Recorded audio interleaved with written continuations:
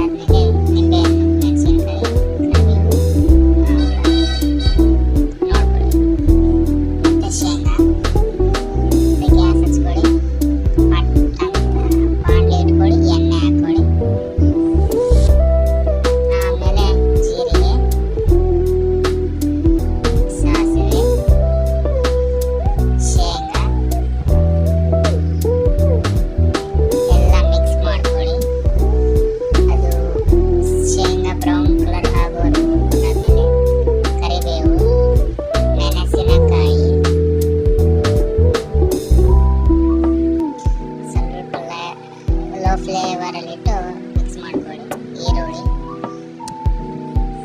ಈರುಳ್ಳಿ ಆದಮೇಲೆ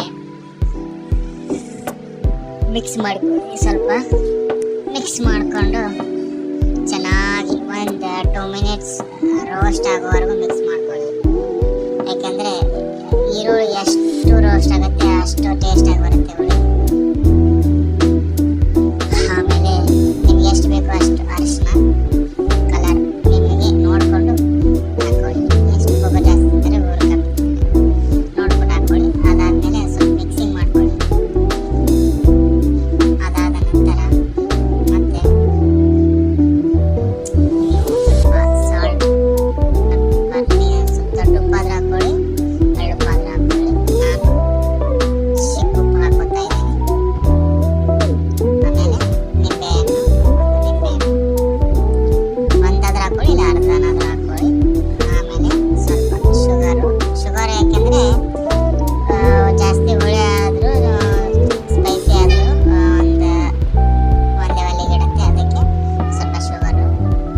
ಆಮೇಲೆ ಮಿಕ್ಸ್ ಮಾಡ್ಕೊಳ್ಳಿ. ಒಂದು 2 ಮಿನಿಟ್ಸ್ ಫ್ಲೇಮಲ್ಲಿ ಬಿಟ್ಬಿಡಿ. ಯಾಕೆಂದರೆ ಎಲ್ಲ ಫುಲ್ಲು ಅದು ಈರುಳ್ಳಿಗೆ ಎಲ್ಲ ಫುಲ್ ಸ್ಮ್ಯಾಶ್ ಆಗಬೇಕು. ಆಮೇಲೆ ಕೊತ್ತಂಬರಿ ಹಾಕೊಳ್ಳಿ. ಅಷ್ಟೇ, ಬಂದ್ ಮಾಡಿಬಿಡಿ. ಕೊತ್ತಂಬರಿ ಹಾಕೊಂಡಾದ್ಮೇಲೆ ಮಿಕ್ಸ್ ಮಾಡಿ ಬಂದ್ ಮಾಡಿಬಿಡಿ. ಯಾಕಂದರೆ ಕೊತ್ತಂಬರಿ ಸ್ಮೆಲ್ಗಳು ಚೆನ್ನಾಗಿರುತ್ತೆ, ಹಾಗೆ ಫ್ಲೇವರಲ್ಲಿ ಬಿಟ್ಟರೆ. ಆಮೇಲೆ ಅವಲಕ್ಕಿ ಒಂದು ಪಾತ್ರೆಗೆ ಹಾಕೊಳ್ಳಿ. ಅದನ್ನು ನೀರು ತುಂಬ ತುಂಬಿ ನೆನೆಬೇಕದು ಅವಲಕ್ಕಿ. ಮಿಕ್ಸ್ ಮಾಡ್ಕೊಳ್ಳಿ ಚೆನ್ನಾಗಿ. ಮಿಕ್ಸ್ ಆದಮೇಲೆ ಇದನ್ನ ಬಸ್ತಿಟ್ಕೊಂಡು ಒಂದು ಪಾತ್ರೆಯಲ್ಲಿ ಒಂದು 5 ಸೆಕೆಂಡ್ ಬಿಟ್ಬಿಟ್ಟು ಆಮೇಲೆ ಓಪನ್ ಮಾಡಿ. ಹುಳಿ ಎಷ್ಟು ಬೇಕು ಅಷ್ಟೇ ಹಾಕೊಳ್ಳಿ. ನಾವು ಒಂದು 3 ಸ್ಪೂನ್ ಹಾಕ್ಕೊತೀನಿ.